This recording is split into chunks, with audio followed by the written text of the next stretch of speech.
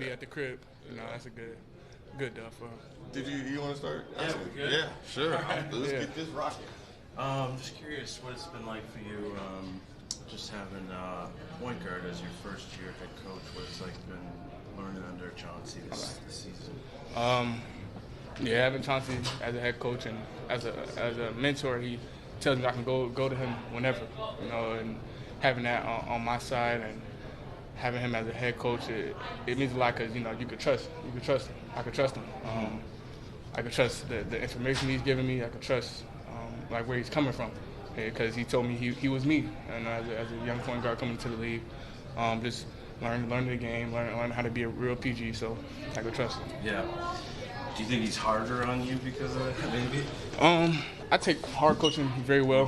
When I was growing up, my dad, he was really hard on me, and teaching me lessons. And I'm glad that I went through the things that I did when I was younger than learning them now. And I had Coach Hart last year, Jason Hart. He's not easy to be coached by. So Chauncey is, he coached me hard, but it's not. It's more information rather than just pounding on it.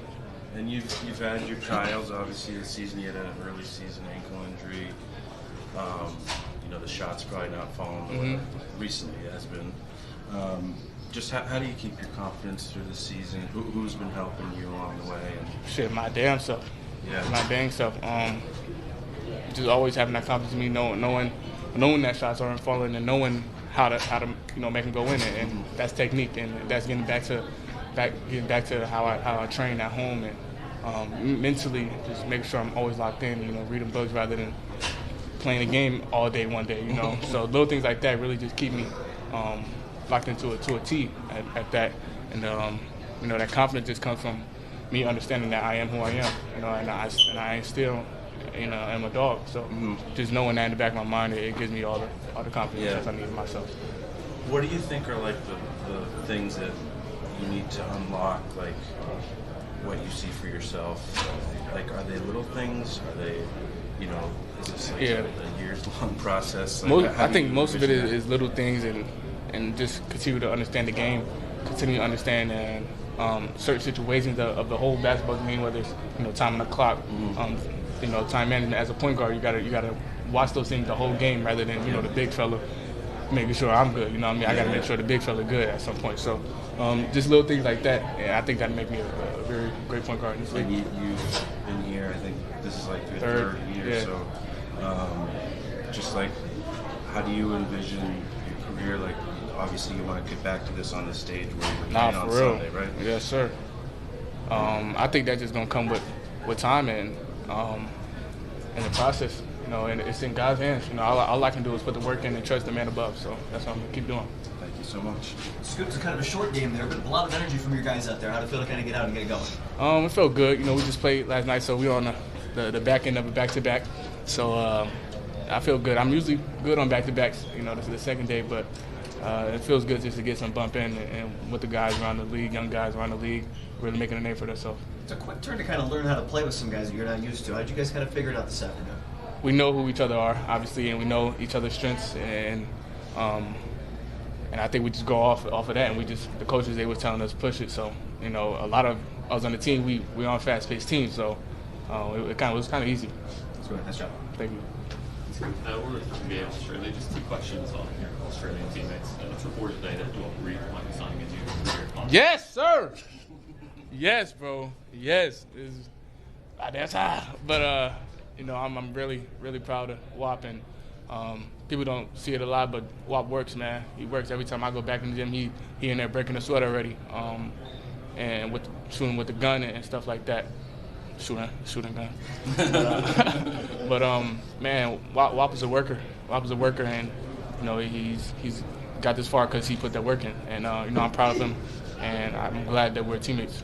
Yeah, what's his impact been like this year? Because obviously in Australia we knew For sure. his skill and what he could bring, but WAP's impact. First game was in the G, killed them, and he got caught up or whatever, and he's just been on the tear ever since. And I think his impact to the game is stretching the floor at a very high level. And he's not just knocked down one or two games. Every game we put our trust in that he's going to knock that pop shot back. So, we trust him. As a team, I trust him. As a point guard playing with him, and it's going to be fun for the next couple of years. And then moving on to Tease, what's it like to play with them? What have you learned from them this year? Yeah, playing with Tease, I'm just glad that we're on the same team. Because man, he's in that passing lane like anybody else. He's like the best to do it. He's been on all defensive teams for a reason, and I see that now that I'm in the league rather than watching from afar. Just the little things that he does in practice and the little things he does in games, it really impacts it. Against Denver, like 3-4 steals in a row, and that's just like sometimes he amazes me, and I'm like, how?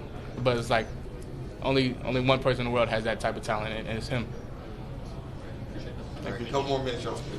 Hey, Scoot, talk about that little hezzy fake you had in the layup. The first one I had shot like a pullback, so I was like, oh, he definitely gonna go for this. Hezzy, I was about to shoot it though, but he came up so far, I'm like, and it was chest, so he's pretty long. There's no way he can jump and get back. So I was like, let me just hurry up, get to the rim. And then Walker came over, and I just tried to go around him. Great shot blocker, but tried to finish around him. Should have finished over him, but it'd be like that. And this is your third Rising Stars game. Talk about your level of excitement from your first one to your third one. Is it the same? I think it is the same. I think my first year I was more like, oh my goodness, it's over with. Like I'm here, I'm finally here. But I think my first year as a rookie, it's just a bit different. The fact that I'm in the league and a point guard in this league and rookie or whatever. So just try to go out there and have fun. What do you remember from that first time with Ignite? I remember not getting the ball, like mad possessions in a row. I remember hitting a shot over my teammate, and that's about it. And also getting my name called on stage, and everybody was like, "Scoot!" That was my first time ever hearing that. That was fire. You're all good? Did you have a question? One more, yeah. Game really appears to be slowing down for you in the NBA. What's been the biggest key for that now? You're really starting to hit a stride now. What do you think is? I think just learning all my lessons early was very great for me as an individual and as a point guard on a young team. Mm-hmm. And ever since I learned those lessons, I just try never to go back to them. All the film watching, what I'm doing with Pooh Jeter and Scotty, it's been great.